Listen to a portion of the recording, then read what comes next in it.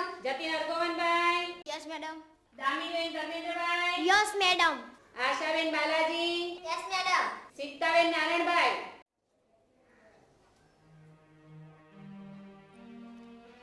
આ સીતા રોજ કેમ મોડી આવે છે?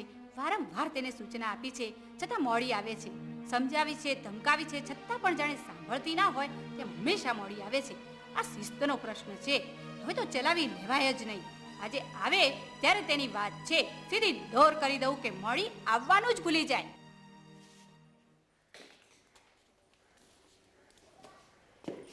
જો બાળકો, આજે તમને મેં જે કાલે કૃષ્ણ અને સુદામાના પાઠ વિશે જે કૃષ્ણની બાળ લીલાઓની વાત કરેલી, આજે આપણે એના બાળ સખા સુદામા વિશે શીખવાના છીએ. એની હું વાત તમને આજે સંભળાવવાની છું.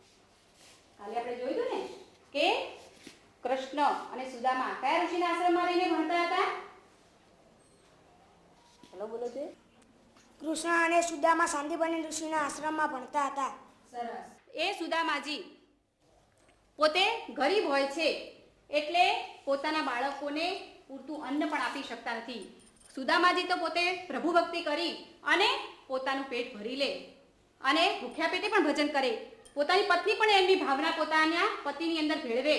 પણ નાના નાના બાળકો ભૂખે ટળવળતા હોય ત્યારે એ માતા જોઈ શકતા નથી. એટલે પછી એમના પત્ની એમને સમજાવે છે કે તમે આ તો મિત્ર કૃષ્ણ, તમે કહો છો કે દ્વારકાનો રાજા છે તો તમે એમની પાસે જાઓ. એમના આંસુ એમને પીગળાવે છે અને સુદામાજી જવા તૈયાર થાય છે. દ્વારકા નગરી એટલે તો સોનાની નગરી. ત્યાં આગળ આવા દરિદ્ર બ્રાહ્મણને જોઈ અને બધાને નવાઈ લાગે છે, કારણ કે એમનો દેખાવ કેવો હોય છે.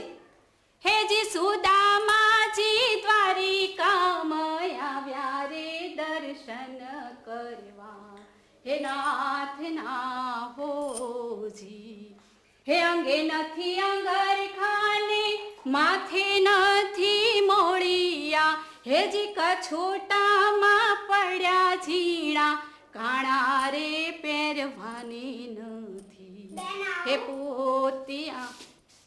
આવ અહીંયા આવ. કેમ રોજ મોડી આવે છે?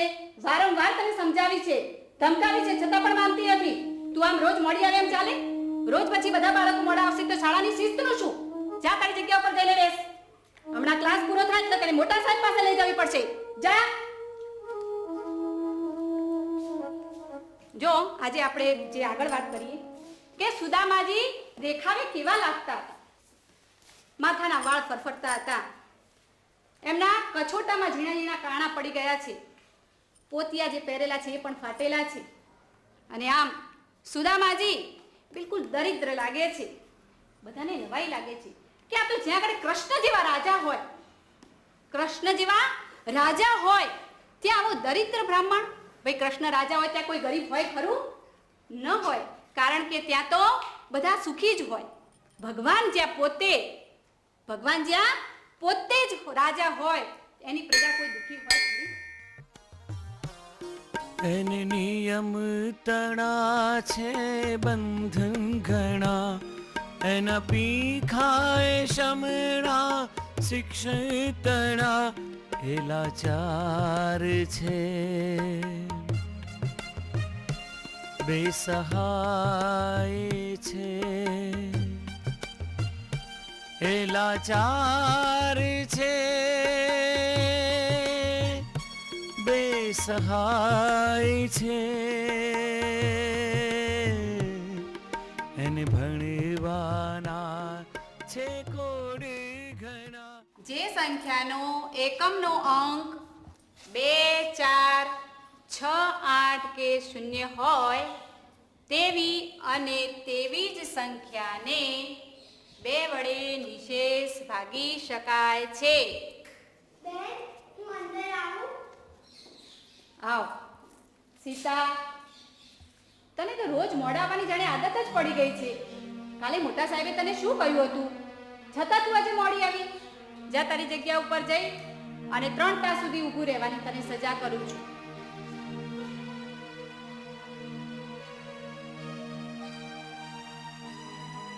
ત્યાં નહીં, પાછળ જા, પાછળ ઊભી રહે. ચલો આગળ લખો. જે સંખ્યાનો એકમનો અંક શૂન્ય અથવા 5 હોય તેવી અને તેવી જ સંખ્યાને 5 વડે નિશેષ ભાગી શકાય છે. જય જય કરવી ગુજરાત, જય જય કરવી ગુજરાત, જય જય કરવી ગુજરાત, જય જય કરવી ગુજરાત, જય જય કરવી ગુજરાત, જય જય કરવી ગુજરાત, જય જય કરવી ગુજરાત, જય જય કરવી ગુજરાત. દીપે અરુણમ પરિભાત, જય જય કરવી ગુજરાત, દીપે અરુણમ પરિભાત, જય જય કરવી ગુજરાત. ધ્વજ પ્રકાશ સે ઝળળ કસુંબી પ્રેમ શૌર્ય અંકિત, ધ્વજ પ્રકાશ સે ઝળળ કસુંબી પ્રેમ શૌર્ય અંકિત. તું ભણવ ભણવ નિજ સંતતિ સૌને. આવ સીતા, તને રોજ સમજાવવા છતાં તું મોડી આવે છે. જા, નિયમ ભંગ બદલ 3 તાસ સુધી છેલ્લી લાઈનમાં જઈ અને હાથ ઊંચા કરીને ઊભી રહે. જ્યાં તને સજા કરવામાં, સજા વગર તું માનીશ નહીં. નહીં, દફતર મૂકીને જા, પાછળ ઉઠીને હાથ ઊંચા રાખીને.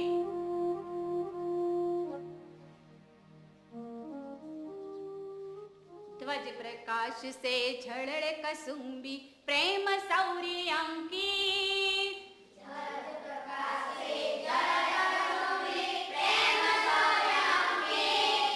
તું ભણવ ભણવ નિજ સંતતિ સૌને પ્રેમ ભક્તિની રીત, તું ભણવ ભણવ નિજ સંતતિ સૌને પ્રેમ ભક્તિની રીત. ઊંચી તુજ સુંદર છાત, જય જય કરવી ગુજરાત, ઊંચી તુજ સુંદર છાત, જય જય કરવી ગુજરાત, જય જય કરવી ગુજરાત, જય જય કરવી ગુજરાત, જય જય કરવી ગુજરાત, જય જય करवी गुजरात। देखो बच्चों, हमने क्या सीखा कि अपना काम करने में कभी संकोच नहीं करना चाहिए। हमें अपना काम खुद करना चाहिए, अपने काम करने में कभी संकोच नहीं करना चाहिए। चलो હવે આ પાઠનું આપણે થોડું ગુજરાતી પણ કરીશું। વહ એક છોટા સા હા તને વારંવાર કહ્યું છતાં તું માનતી નથી। આજે તો તારી સજા ભોગવવી જ પડશે। જા જઈને મારા અંગૂઠા પકડ। वह एक छोटा सा स्टेशन था। कोई कोई गाड़ी ही वहां रुकती थी। स्टेशन मास्टर ने लालटेन એટલે फानस लालटेन लिए हुए कमरे से बाहर आए। એટલે સ્ટેશન માસ્ટર હાથમાં ફાનસ લઈ અને કમરા એટલે રૂમની બહાર આવ્યા। તभी છુપ છુપ કરતી ગાડી સ્ટેશન પર આ રૂકી અને ત્યારે છુપ છુપ કરતી ગાડી स्टेशन पर आવીને ઊભી રહી। एक आदमी हाथ में सूटकेस लिए डब्बे के दरवाजे पर खड़ा था। एक माणस हाथ में सूटकेस लई अने डब्बाना दरवाजानी बहार उभो हतो। उसने आवाज लगाई, कुली कुली। उसने इधर उधर देखा, वहां कोई कुली न था। ते आदमीए सूटकेस ने डब्बानी बहार दरवाजा पर उभा रही अने पछी हाथमां लईने बूम मारी, कुली कुली। पण त्यां कोई कुली देखातो हतो नहीं।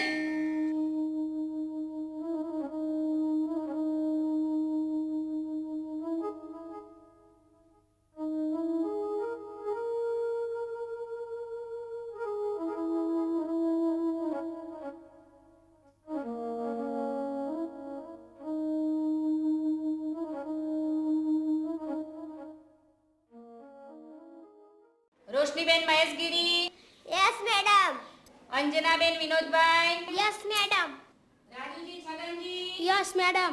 सीताबेन नारायणभाई। Yes madam. ओ सीता, તું હાજર છે?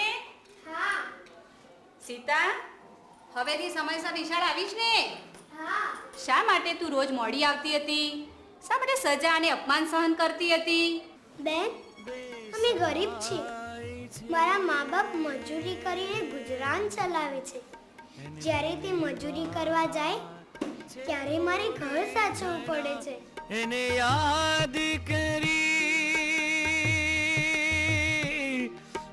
યાદ કરીને બીજવે નિત નિત નાના લોચનિયા એના બાળપણા છે નંદવાણા. હવે કહો તમે, હવે કહો તમે, હવે કહો તમે, હવે કહો તમે.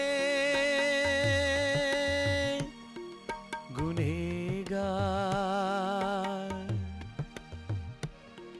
ગુનેગાર, ગુનેગાર કોણ છે? ગુનેગાર મારો બીમાર ભાઈ ગઈકાલે જ ગુજરી ગયો. તેથી મારે હવે એને સાચવવાનું રહેતું નથી. એટલે હવે હું કાયમ નિયમિત આવી શાળાએ.